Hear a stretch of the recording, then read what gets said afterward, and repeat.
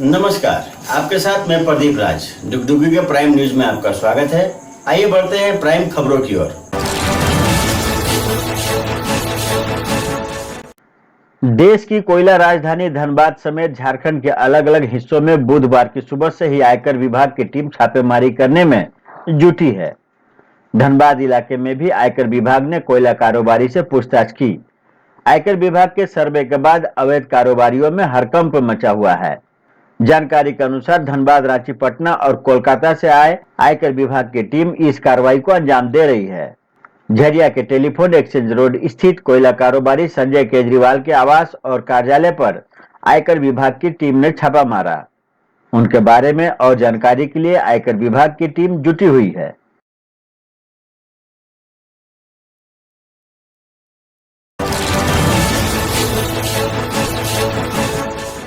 पुरुलिया जिला के आद्रा रेल शहर अंतर्गत पश्चिम बंगाल में परिवर्तन चाहिए का नारा लगाते हुए रघुनाथपुर विधानसभा केंद्र से भाजपा प्रत्याशी विवेकानंद बावरी तथा काशीपुर विधानसभा क्षेत्र से भाजपा प्रार्थी कमलकांत हांसदा ने कंधे से कंधा मिलाते हुए बुधवार को रोड शो किया।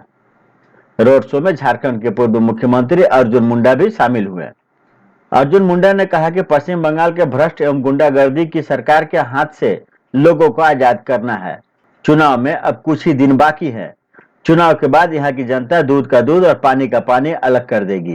BJP BJP BJP BJP BJP BJP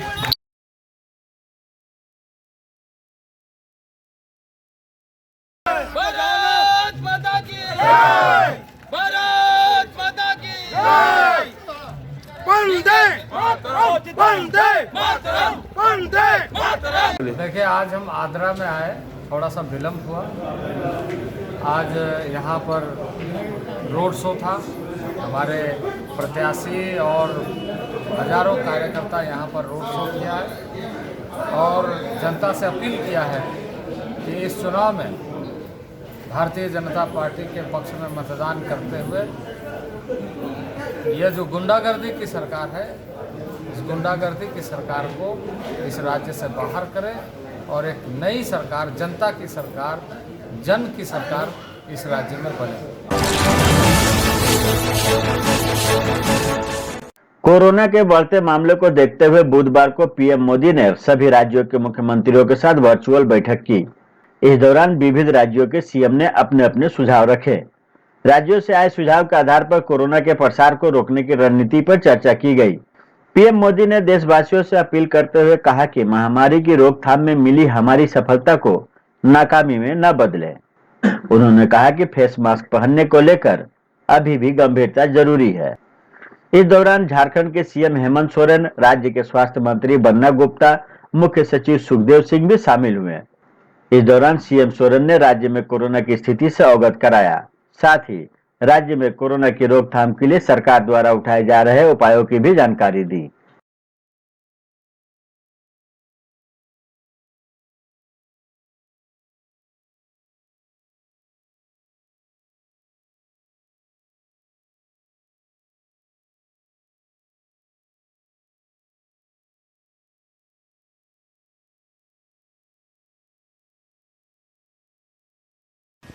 एक साल से भी ऊपर अवधि बीत चुका है।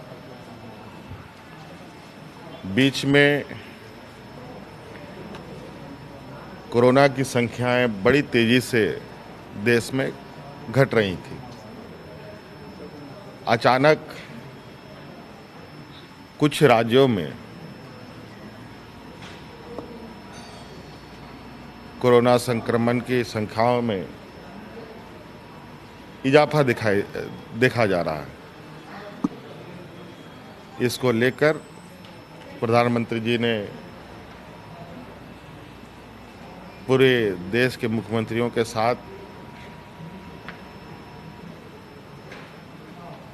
अपने अपने राज्यों का, विशेषकर उन राज्यों पर जहां की संख्याएं बढ़ रही थी, उनकी बातें सुनी गई और हमारे राज्य की स्थिति हम आपको बताएं तो हम पहले से ही कई प्रिकॉशन अभी लेके चल रहे हैं।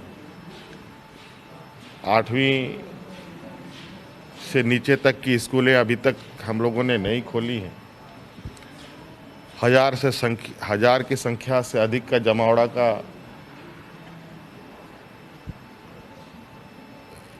पर भी पाबंदी है। जुलूस, प्रोसेशन, इस पर भी हम लोगों ने अभी पाबंदी लगा रखी है।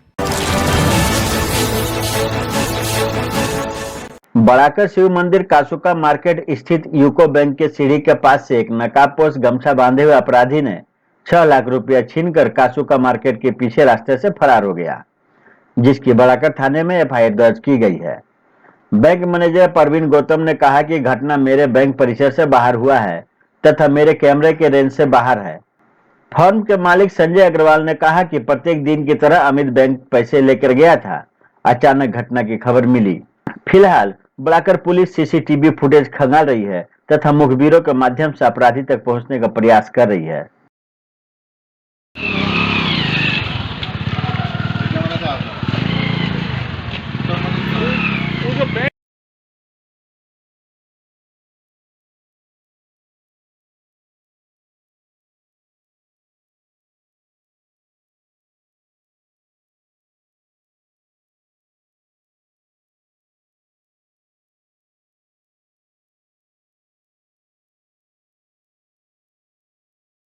कितना बजे किया था?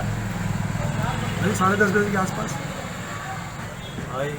कैसे आपको इन्फॉर्मेशन मिला? आपको खबर कैसे पता? वही फ़ोन किया हमको। क्या बताया आपको? कि भैया ऐसे ऐसे बात होगी, आप आइए। भाग करके गया, बहुत भीड़ लगा हुआ था वहाँ पे। कहाँ पे हुआ ये घटना? यूको बैंक का घुस के अंदर। कितना पैसा? कितना पैसा था? 6 लाख रुपये। कंप्लेन हो गया है? कंप्लेन दे दी है, बड़ा बाहर निकला हुआ है, आएगा तो बुला कर देगा, बुला लेगा। दामोदर वैली वास्तुहारा संग्राम समिति के साथ डीबीसी प्रबंधन के सफल वार्ता के बाद 20 मार्च को प्रस्तावित धरना प्रदर्शन फिलहाल स्थगित कर दिया गया है। झारखंड मुक्ति मोर्चा के केंद्रीय कार्यकारिणी सदस्य अशोक मंडल, समिति के सचिव वासुदेव महतो तथा शंकर गांगुली के नेतृत्व में विस्थापितों को 3 लाख के बजाय 15 लाख मुआवजा देने, डीबीसी की नियुक्ति में विस्थापितों को प्राथमिकता देने, विस्थापितों को सरकारी मान्यता दिलाने आदि मांगों पर डीबीसी प्रबंधन के साथ सकारात्मक वार्ता हुई तथा अप्रैल के प्रथम सप्ताह में कार्यपालक निदेशक मानव संसाधन के साथ मैथन परियोजना में समिति की बैठक करवाने का आश्वासन दिया गया। दामोदर वैली वास्तुहारा संग्राम समिति की ओर से आज का जो मीटिंग हुआ और जो डिमांड हमने रखा था, तो मुझे ऐसा लगा ये बहुत सकारात्मक वार्ता हुई है। और आप देखे होंगे मैथन में अगर कोई भी समस्या होता है तो सब हेडक्वार्टर में जाके उसका समस्या का निदान करने के लिए जाना पड़ता है, लेकिन इस बार डीजीएम और प्रोजेक्ट हेड ने एक आश्वासन दिया, पॉजिटिव आश्वासन दिया है। एचआर हेड कलकत्ता से आएंगे और आने के बाद हम सभी का जो विषय जिला प्रशासन के साथ एकरार रहा हुआ था उस सारे विषय पर बिंदुवार डिस्कस करके और मुझे लगता है उस समस्या का समाधान करने का कष्ट करेंगे। आज को जो मीटिंग हुआ वो बहुत अच्छा से हुआ। प्रोजेक्ट हेड अदर्स डीजीएम ने हम लोग को आश्वासन दिया 2 हफ्ता के अंदर ईडी एचआर मैथुन में आएगा। जो मेरा सारा प्रॉब्लम है अशोक मंडल का नेतृत्व में विस्थापितों को समस्या, गांव का जो पानी या ड्रेन का समस्या सब कुछ समाधान हो जाएगा। जो हम लोग 20 तारीख को अनिश्चितकालीन धरना का प्रोग्राम रखे थे, इसका बात पर हम लोग भी उसको विड्रॉ करेंगे। अगर 20 तारीख को मेरा बात सफल नहीं होगा तो तुरंत हम लोग अनिश्चितकाल हड़ताल पर बैठ जाएंगे। धनबाद जिला अंतर्गत जोड़ापोखर थाना क्षेत्र के डुमरी स्थित एक निजी जेवर दुकान में बीती रात चोरों ने ताला तोड़कर करीब 1.5 लाख के जेवरात पर हाथ साफ कर दिए। घटना की जानकारी ज्वेलर्स दुकान के मालिक रोहित प्रसाद सोनी को उस वक्त मिली जब वो अपने दुकान खोलने पहुंचे। दुकान की कुंडी टूटी देखकर रोहित के होश उड़ गए। रोहित ने घटना की जानकारी जोड़ापोखर थाना पुलिस को दी। पुलिस मामले की जांच पड़ताल में जुटी है। रोहित ने बताया कि मंगलवार को भोला महतो नाम का एक व्यक्ति अंगूठी का पत्थर लेने आया था। उस दौरान भोला ने सोने और चांदी के जेवरात की भी जानकारी ली और 100 रुपये एडवांस देकर चला गया। इसके बाद बीती रात यह घटना घटी।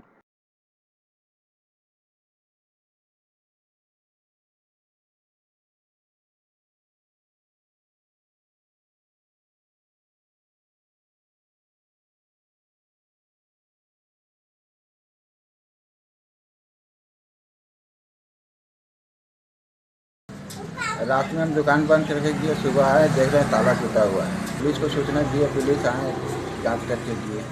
लमसम 1.5 लाख रुपये। 1.5 लाख। कल एक आदमी आया था हमसे कुछ सामान बनवाने के लिए, 100 पत्थर का दिया और 100 रुपये एडवांस दिया। और वही आदमी हर चीज़ देख रहा था, पूछ रहा था कि ये वाला क्या है, इसका कैसा दाम है, हम लोग खास काम का बनाना, सोना का सामान रखते हैं कि नहीं, ऐसा करके पूछ रहा। झारखंड सरकार के कल्याण विभाग की ओर से दुमका में लगभग 1 दर्जन छात्रावास संचालित किए जा रहे हैं। इन छात्रावासों में सुविधा बढ़ाने की मांग को लेकर छात्र छात्राओं ने धरना दिया। सीधो कान्हू मुर्मू छात्र टाइगर फोर्स के बैनर तले पुराने संग्रहालय भवन के सामने आयोजित इस कार्यक्रम में काफी संख्या में छात्राओं ने भाग लिया।